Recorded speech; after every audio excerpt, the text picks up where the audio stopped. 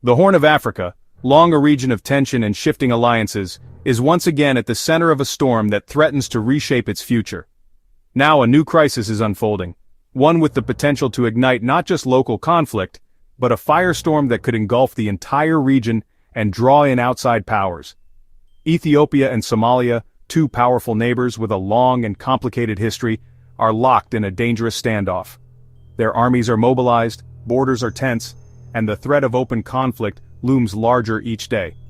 But this dispute is about far more than just lines on a map. It's a struggle over sovereignty, national pride, and the right to determine one's own destiny, a conflict rooted in decades of mistrust and unresolved grievances. Ethiopia, landlocked since Eritrea's independence, is desperate for access to the sea. For its leaders, securing a port is not just an economic necessity, but a matter of national survival and future prosperity. Meanwhile, Somalia, still rebuilding after decades of devastating war and instability, sees Ethiopia's ambitions as a direct threat to its sovereignty and territorial integrity. For many Somalis, this is a fight for their very existence. The diplomatic fallout has been swift and severe. Somalia has expelled Ethiopia's ambassador, a dramatic sign of just how deep the rift has become. In a further blow to regional cooperation, Somalia has also excluded Ethiopian troops from future African Union peacekeeping missions, raising fears of a security vacuum. Around the world, governments and ordinary people alike watch anxiously as the risk of war grows, knowing that instability here could have far-reaching consequences. Into this volatile mix steps Turkish President Erdoğan, offering to mediate between the two sides. His intervention is seen as a bold move to pull both countries back from the brink of disaster. Turkey's unique ties to both Ethiopia and Somalia make this a high-stakes gamble, not just for Erdogan's influence, but for the stability of the entire Horn of Africa. The pressure is immense as leaders gather in Ankara, searching for a diplomatic breakthrough that could avert disaster and shape the future of the region for years to come. The crisis exploded suddenly, sending shockwaves across the Horn of Africa and beyond. It all began when Ethiopia struck a controversial deal, not with Somalia, the internationally recognized government, but with Somaliland, a self-declared breakaway region that has long sought independence but remains unrecognized by the world. In this unprecedented agreement, Ethiopia promised Somaliland the possibility of formal recognition in exchange for access to a 20-kilometer stretch of coveted coastline. The plan was to build a port and a naval base, giving Ethiopia a long-desired gateway to the sea. For Ethiopia, a nation landlocked since Eritrea's independence, this was seen as a bold and strategic move to secure its economic future and military reach. But for Somalia, the deal was nothing short of a provocation, a direct attack on its sovereignty and territorial integrity. To Somali leaders, it was a neighbor making secret deals with a region they consider an inseparable part of their nation. Somalia's government swiftly declared the agreement null and void, denouncing it as an illegal annexation attempt. Officials in Mogadishu vowed to defend their territory by any means necessary, rallying the nation in a show of unity. The move reignited deep mistrust and reopened old wounds, stirring memories of past conflicts and historic grievances between the two nations. For ordinary Somalis, the issue was about far more than just land or politics. It was about national identity, pride, and the right to self-determination in the face of foreign interference. As passions flared on both sides, the region braced for possible escalation, with military forces placed on high alert and communities fearing what might come next.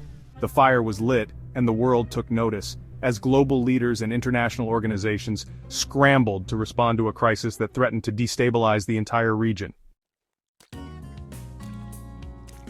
Turkey, deeply invested in both Somalia and Ethiopia, saw a chance to step in. Turkey has built hospitals, schools, and its largest overseas military base in Somalia, earning trust in Mogadishu. At the same time, it's a key economic and military partner for Ethiopia. Erdogan's mediation was both a strategic move and a bid to prevent a catastrophic war that could destabilize the region and threaten Turkey's interests. He invited both leaders to Ankara, urging dialogue over conflict. Turkey positioned itself as a neutral facilitator, not a judge. The world watched to see if Erdogan could succeed where others had failed. The stakes for peace, and for Turkey's influence, couldn't be higher. Early mediation efforts quickly stalled. Somalia demanded Ethiopia renounce the Somaliland deal before talks could proceed. Ethiopia refused, insisting its need for sea access was non-negotiable. Both sides clung to their positions, creating a diplomatic deadlock.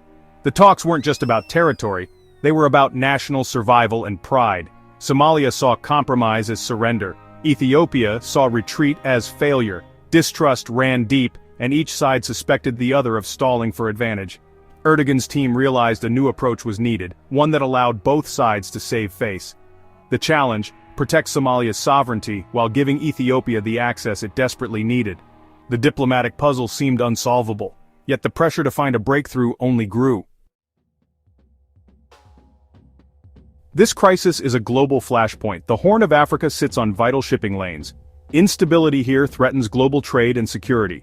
Regional powers like the UAE and Egypt are deeply involved, backing rival sides for their own interests. The UAE supports Somaliland, while Egypt backs Somalia to counter Ethiopia's influence. A wider war could easily erupt, drawing in these actors and destabilizing the region. The US, Europe, China, and Russia all have stakes, whether in counter-terrorism, trade, or expanding influence.